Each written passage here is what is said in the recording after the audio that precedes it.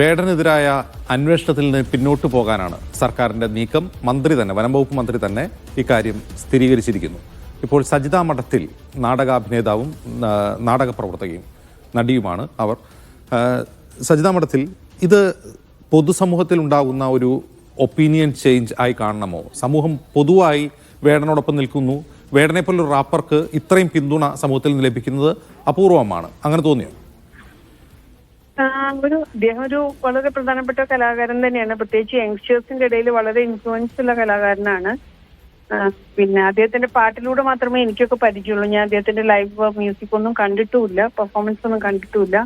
പക്ഷെ നമ്മൾ ഈ വീഡിയോസ് ഒക്കെ കാണുന്ന സമയത്ത് ഇത്രയും ഗ്രൂപ്പ് ഓഫ് ആളുകൾ അദ്ദേഹത്തിന്റെ പുറകെ ഈ പാട്ട് കേൾക്കാൻ വേണ്ടിയിട്ട് വരുന്നുണ്ടെന്നുള്ളത് കാണുമ്പോഴാണ് നമുക്ക് അതിന്റെ അത്രയും ഇൻഫ്ലുവൻസ് അദ്ദേഹത്തിന് ഉണ്ടെന്നുള്ളത് മനസ്സിലാവുന്നത്. അപ്പൊ ഇങ്ങനെ ഒരു കേസ് വരുന്ന സമയത്ത് വളരെ ഷോക്കിംഗ് ആണ്. അപ്പൊ ഇങ്ങനെ ചില വളരെ സാധാരണ മനുഷ്യർക്ക് ഇങ്ങനൊരു സംഭവം ഉണ്ടായിട്ടുണ്ടെങ്കിൽ കേരളത്തില് 7 വർഷം ഒക്കെ ജയിലിലേക്ക് പിടിച്ചിട്ട് കഴിഞ്ഞാൽ ഒന്നും നമുക്ക് ചെയ്യാൻ പറ്റില്ല എന്നുള്ളൊരു അവസ്ഥ യഥാർത്ഥത്തിലുണ്ട്.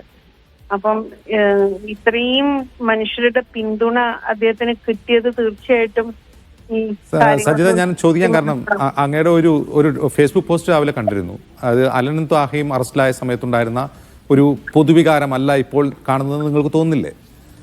അങ്ങനെയല്ല. അലന്റെയും താഹയുടെയും കാര്യത്തിൽ യഥാർത്ഥത്തില് വലിയൊരു സപ്പോർട്ട് നമുക്ക് കിട്ടിയിട്ടുണ്ടായിരുന്നു. പക്ഷെ അതിന് മുമ്പ് തന്നെ UAPA ചാർജ് ചെയ്ത് കഴിഞ്ഞിരുന്നു.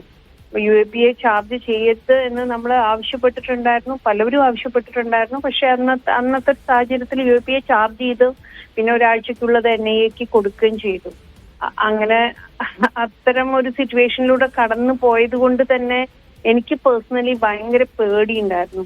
കാരണം ഈ കുട്ടിയെ UAPA ചാർജ് ചെയ്ത് കഴിഞ്ഞാൽ എന്ത് സംഭവിക്കുന്നു? അപ്പൊ കഞ്ചാവ് ലഹരിക്കെതിരെ വളരെ സ്ട്രോങ് ആയിട്ട് ഗവൺമെന്റ് നിൽക്കുന്നത് തീർച്ചയായിട്ടും മനസ്സിലാക്കാൻ പറ്റും. അത് തീർച്ചയായിട്ടും വേണ്ടതുമാണ്.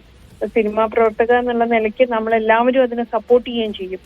പക്ഷേ ഇതെന്ന് പറയുന്നത് ഒരാളെ കൊടുക്കണം എന്ന് തീരുമാനമെടുത്ത് അയാളുടെ വീട്ടില് എന്തെല്ലാം ആയുധങ്ങൾ ഉണ്ട് എന്ന് പരിശോധിച്ച് അദ്ദേഹത്തിന്റെ അമ്മ എവിടുന്ന് വന്നു എന്ന് നോക്കി ഇങ്ങനെ കഥകൾ ഇങ്ങനെ 1 by 1 ആയിട്ട് ഇങ്ങനെ കെട്ടിപ്പൊക്കുന്ന കണ്ട സമയത്ത് എനിക്ക് ഇതേ കാര്യം തന്നെ ഞങ്ങളുടെ ജീവിതത്തിൽ കടന്നു പോയിട്ടുണ്ട്. ഞങ്ങൾ പിന്നീട് അലനെ കുറിച്ചും താഹയെ കുറിച്ചും ഒക്കെ കേൾക്കുന്ന കഥകൾ എന്ന് പറഞ്ഞാൽ ഞങ്ങൾക്ക് പരിചിതമല്ലാത്ത കഥകളാണ്. അങ്ങനത്തെ കഥകൾ നമ്മൾ വേടനെ കുറിച്ചും ഇനി കേൾക്കും. അങ്ങനെ പോയിരുന്നുവെങ്കിൽ.